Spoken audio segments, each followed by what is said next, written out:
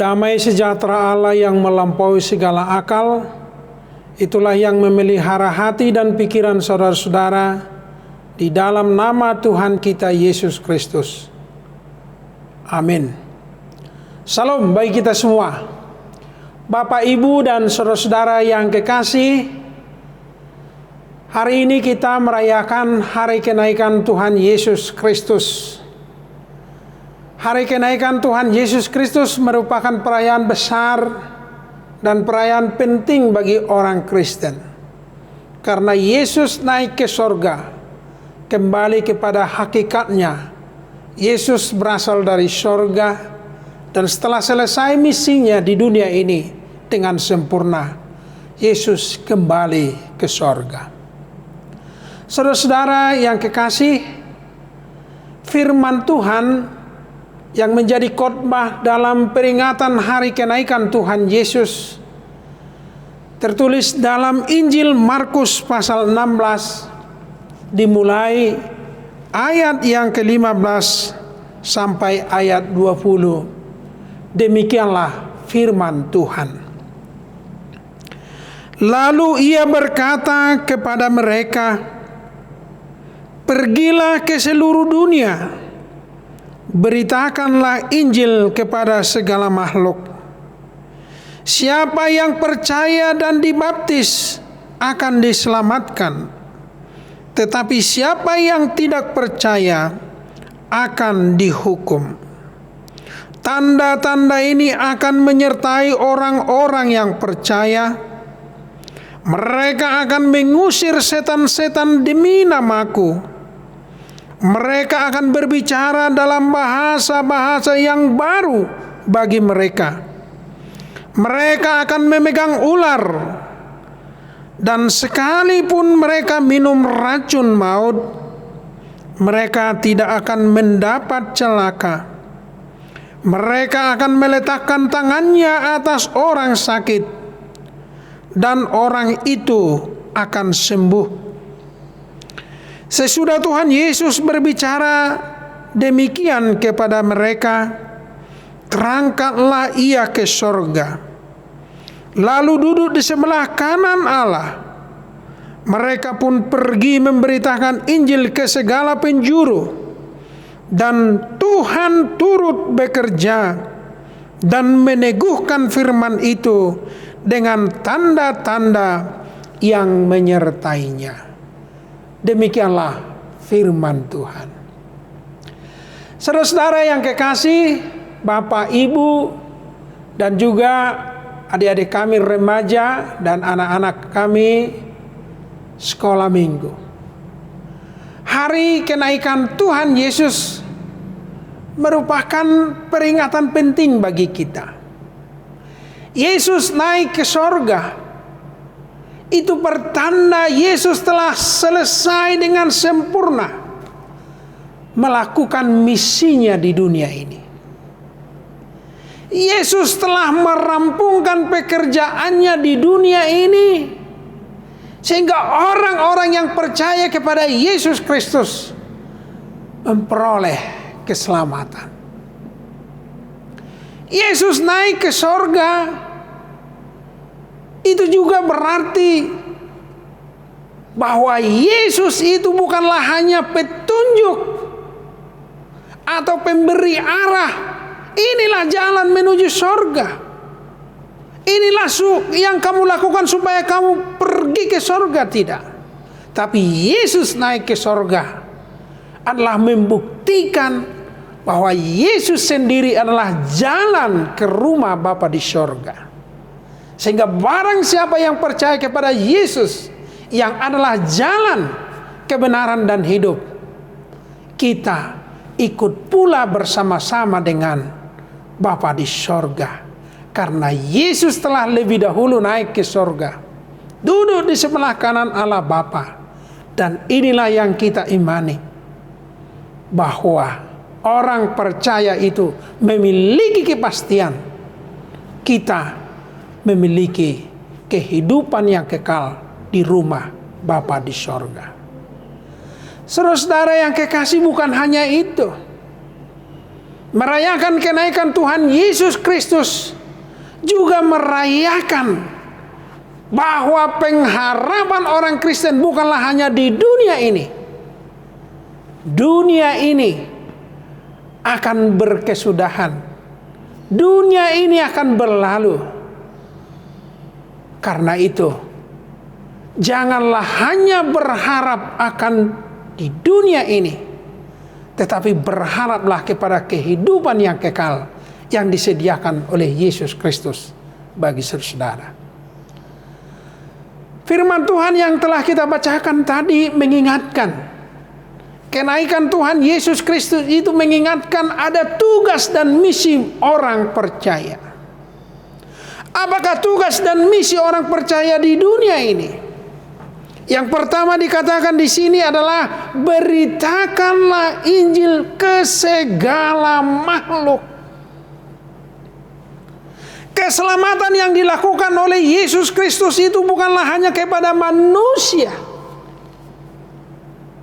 tetapi keselamatan yang dilakukan oleh Yesus Kristus itu adalah untuk seluruh makhluk, umat manusia, pohon-pohonan, binatang-binatang, ciptaan lain harus merasakan kasih karunia Tuhan. Sangat sayang dalam sejarah peradaban manusia, seolah-olah dunia ini diciptakan hanya untuk manusia. Yang lain itu adalah objek dan kebutuhan umat manusia. Banyak sekali tafsiran-tafsiran, mulai dari tafsiran kepada Kejadian 1 ayat 27, bahwa dunia ini diciptakan oleh Tuhan hanya untuk konsumsi manusia. Karena tafsiran imago Dei yang sempit, taklukkanlah bumi, seolah-olah manusia menerima mandat dan legitimasi. Apa yang harus dilakukannya untuk dunia adalah hanya untuk kebutuhan manusia. Dampaknya dunia ini rusak dan kita mengalami tantangan yang berat saat ini yang disebut dengan climate change. Saudara-saudara yang kekasih, Injil Markus telah menuliskan sejak awal kekristenan bahwa misi orang percaya ini harus memberitakan Injil ke segala makhluk. Manusia harus sadar bahwa manusia hanyalah salah satu ciptaan yang diciptakan oleh Tuhan di bumi ini, yang harus hidup berdampingan dengan makhluk lain, tumbuhan, hewan, dan lain-lain. Karena itu harus ada di dalam diri orang percaya itu untuk memelihara lingkungan hidup. Saudara-saudara, mari kita mengurangi sikap konsumtif yang merusak alam. Tetapi mulailah melakukan tindakan-tindakan yang sadar akan lingkungan hidup. Konsumsilah kebutuhan-kebutuhan yang ramah lingkungan, supaya dunia ini tetap awet, tetap baik, seperti kala Tuhan menciptakan dunia ini.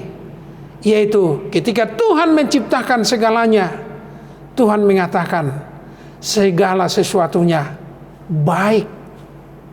Dan inilah tugas yang dipulihkan oleh Injil keselamatan di dalam Yesus Kristus. Manusia bertugas dan bertanggung jawab untuk kebaikan alam, lingkungan, dan makhluk ciptaan lain. Saudara-saudara ya, misi yang kedua yang diajarkan oleh Markus, sebagaimana saya bacakan tadi, yaitu misi orang percaya itu menghadirkan tanda-tanda kerajaan Allah. Di mana ada orang percaya, di situ harus diusir setan-setan. Bagaimana kita mengusir setan-setan? Saat ini banyak orang yang belajar tentang eksorsisme, seolah-olah dengan kuasa-kuasa tertentu bisa mengusir roh-roh jahat yang sama sekali kita tidak tampak. Saya kurang berminat untuk belajar tentang eksorsisme. Tetapi menurut saya sederhana saja. Kalau firman ini mengatakan orang percaya harus mengusir setan-setan, dari terminologi setan berarti makhluk yang mempengaruhi manusia melakukan kejahatan. Jika ada ide, jika ada gagasan, jika ada orang lain yang mempengaruhi seseorang sehingga dia melakukan kejahatan, merusak kehidupan ini, itu adalah kuasa iblis, kuasa kejahatan. Maka menafsirkan firman ini, orang percaya mengusir setan-setan, berarti orang percaya itu harus memelihara setiap orang supaya jangan dipengaruhi untuk merusak orang lain. Orang Kristen harus mampu memelihara umatnya untuk tidak terpancing merusak kehidupan orang lain. Orang Kristen harus mampu melindungi dan menjagai umatnya untuk tidak terpengaruh menjadi pelaku-pelaku kejahatan yang merusak. Saya kurang tahu bapak-bapak dan ibu-ibu, bagaimana seseorang yang dirasuki oleh setan, wajahnya seram, sedih, dan di dalam dirinya hanya ingin merusak. Maka itu jugalah menjadi tugas orang Kristen. Di mana orang Kristen berarti segala sikap dan tindakan manusia yang merusak kehidupan ini, disitulah orang Kristen hadir untuk menghentikannya. Jadi mengusir setan-setan bukan hanya dalam bentuk eksorsisme, tetapi segala tindakan yang merusak kehidupan umat manusia harus dicegah oleh orang percaya. Karena itu saudara, inilah tugas berat kita. Maka jika ada kejahatan, tetapi Anda tidak melakukan apa-apa untuk menghentikan kejahatan itu, Anda telah gagal menjadi orang percaya.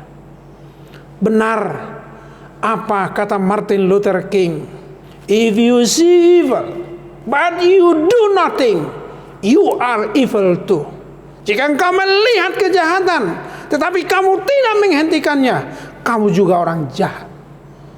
Seringkali bapak-bapak dalam kehidupan kita ini, orang sudah apatis dan tidak lagi mau menegur orang lain, tidak lagi mau menghentikan tindakan yang jahat yang dilakukan oleh orang lain di depan matanya sendiri. Inilah yang harus, kepekaan seperti itulah yang diingatkan oleh Tuhan Yesus di sini, supaya orang Kristen itu peka dan protektif terhadap segala tindakan yang merusak kehidupan umat manusia. Misi yang kedua di sini menghadirkan tanda-tanda kerajaan Allah adalah memegang ular beracun. Ular itu berbisa, ular itu mematikan. Kita mungkin tidak seperti pawang hewan pergi menangkap ular, atau pada bulan-bulan Januari lalu kita digemparkan dengan banyaknya ular-ular kobra yang berserakan di seluruh Jabodetabek misalnya. Bukan ular seperti itu. Tetapi orang Kristen harus mampu mencegah ide, gagasan, pikiran yang meracuni orang lain supaya tidak percaya kepada Yesus. Ide, gagasan, pikiran yang meracuni generasi muda sehingga dia tidak memiliki masa depan. Orang Kristen harus hadir memproteksi dan melindungi generasi-generasi muda, orang percaya, supaya tidak diracuni oleh bisa-bisa dunia ini, sehingga mereka tidak memiliki harapan akan kehidupan yang kekal. Inilah tugas kita. Begitu banyak ide, begitu banyak gagasan, begitu banyak ideologi yang mempengaruhi generasi muda sekarang ini, sehingga mereka malas Mereka mengambil jalan pintas. Mereka mencari kesenangannya sendiri, tak peduli akan iman dan pertumbuhan imannya. Misi orang percaya diingatkan oleh firman Tuhan hari ini. Memegang ular berarti segala tindakan yang mematikan dan bisa yang meracuni orang lain. Di situ orang Kristen harus memberikan tawar supaya mendidik dan mengedukasi orang untuk memiliki pengharapan dan masa depan yang gemilang. Menghadirkan tanda-tanda kerajaan Allah. Yang ketiga dikatakan di sini adalah mereka akan menumpangnya kepada orang sakit dan memperoleh kesembuhan. Tidak semua orang memperoleh karunia kesembuhan. Tetapi ada satu kata dalam bahasa Yunani tentang sakit. Sakit itu disebut dengan asthenia. Asthenia itu sesuatu yang membuat seseorang lemah, tidak mampu berdiri. Ini berarti orang Kristen harus hadir untuk memberikan tenaga, untuk menopang orang lain supaya dia bangkit dan kuat. Jadi bukan berdoa simsalabim sembuh, simsalabim sembuh, bukan seperti itu. Atau seperti mujizat-mujizat yang ditawarkan oleh orang lain dalam KKR, bukan seperti itu.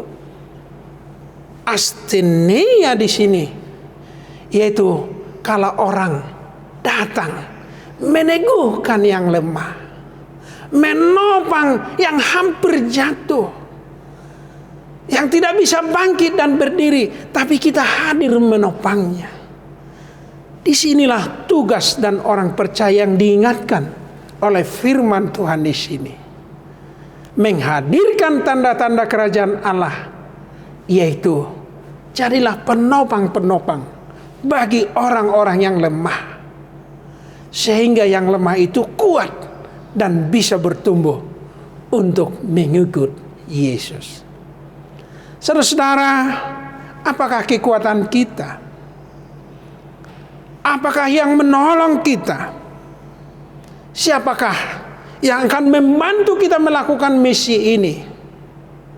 Tuhan Yesus mengingatkan dalam ayat 20 ini. Rasul-rasul, murid-murid dan orang percaya, lakukanlah misi. Karena kekuatan bukanlah dari diri kita sendiri. Tetapi dikatakan di sini, yaitu Tuhan turut bekerja dan meneguhkan firman itu. Berarti dalam melakukan semua misi, tugas dan pelayanan orang percaya, kita dikuatkan dan diteguhkan oleh Tuhan itu sendiri. Dalam Matius 28, ketahuilah aku menyertai engkau sampai akhir zaman. Allah turut bekerja. Berarti bukan hanya kita. Sekalipun Yesus naik ke sorga, bukan berarti Tuhan telah meninggalkan kita. Tuhan telah mengutus Roh Kudus, menyertai, mendampingi, membimbing dan menghibur kita, supaya kita bisa melakukan perbuatan-perbuatan besar. Jangan anggap, oh saya ini orang yang lemah, siapalah aku ini, saya ini orang yang tidak berguna. Persembahkan apapun diri kita, apapun adanya diri kita, dapat dipakai Tuhan. Karena Tuhan bekerja, turut bekerja di dalam diri Anda. Persoalan adalah, apakah saudara mau dipakai? Apakah saudara mau dituntun? Apakah saudara mau dibimbing oleh Tuhan melakukan misi ini? Saudara-saudara yang kekasih, firman Tuhan hari ini meneguhkan kita. Kiranya dengan hari kenaikan ini memberikan harapan baru bagi kita dan suatu kepastian. Dan ini yang tidak dimiliki oleh ajaran-ajaran lain di dunia ini, yaitu orang percaya memiliki kepastian. Yesus naik ke sorga sebagai jalan keselamatan, kembali ke rumah Bapa, dan itu suatu kepastian bahwa orang-orang percaya telah memberikan suatu jalan yang pasti akan bersama-sama dengan Bapa di sorga. Inilah kerinduan kita. Selagi masih ada di dunia ini, ada banyak tugas kita. Tentu dalam melakukan ini, Tuhan menyertai dan membimbing kita. Sampai detik terakhir nafas kehidupan kita, lakukanlah misi untuk memberitakan Injil ke segala makhluk. Saudara-saudara yang kekasih, di masa pandemi ini kembali kita diingatkan, apapun yang terjadi dalam hidup ini, mungkin kita sudah tidak kuat. Orang sudah paling bosan 2 bulan lebih tinggal di rumah. Sehingga ada istilah sekarang ini disebut dengan berdamai dengan COVID. Saya kurang tahu apakah ini kepasrahan atau ini rasa frustrasi. Ya sudahlah, tidak takut lagi. Tetapi menurut saya, orang percaya akan dituntun oleh Roh Kudus sehingga kita menjadi kuat, menjadi orang-orang yang tetap memelihara disiplin. Murid-murid yang disiplin adalah murid-murid yang mau dituntun oleh Tuhan Yesus. Kiranya kita menjadi bagian daripada murid itu, yaitu murid yang melakukan misi Allah di dunia ini dengan disiplin. Tuhan menolong dan memberkati kita. Amin. Kita berdoa. Bapa Surgawi, terima kasih atas firman-Mu yang telah kami dengarkan. Pada hari kenaikan-Mu, Engkau mengingatkan kami bahwa kami memiliki tugas dan misi di dunia ini untuk memberitakan Injil ke segala makhluk. Ya Tuhan, kuatkanlah kami untuk melakukan misi ini dalam kehidupan kami masing-masing. Ajar dan bimbing juga kami Tuhan, agar kami mampu menjadi orang-orang yang menghadirkan kerajaan Allah dalam lingkungan kami. Biarlah kami menjadi orang-orang yang menghentikan kejahatan. Biarlah kami menjadi orang-orang yang menghentikan racun-racun yang membuat generasi muda tidak berpengharapan. Kuatkanlah kami Tuhan menjadi orang-orang yang menopang dan meneguhkan kehidupan orang lain. Kami percaya firman-Mu ini akan meneguhkan kami pribadi lepas pribadi. Berikanlah kekuatan bagi kami, agar kami mampu melakukan firman-Mu dalam kehidupan kami sehari-hari. Bapa Surgawi, kami juga berdoa untuk pemerintah kami. Biarlah dengan hikmat yang dari Tuhan, mereka mengambil kebijakan-kebijakan yang positif untuk bangsa kami. Kami juga berdoa untuk seluruh masyarakat, biarkan kami Tuhan tetap disiplin, sehingga kami bisa terhindar dari pandemi COVID-19 ini. Bapa Surgawi, jika dalam hidup kami banyak kekurangan dan dosa, ampuni kami Tuhan dari setiap kekurangan dan kelemahan kami. Ajar dan bimbinglah kami melakukan yang sesuai dengan kehendak Tuhan. Di dalam Yesus Kristus kami berdoa dan mengucap syukur. Amin.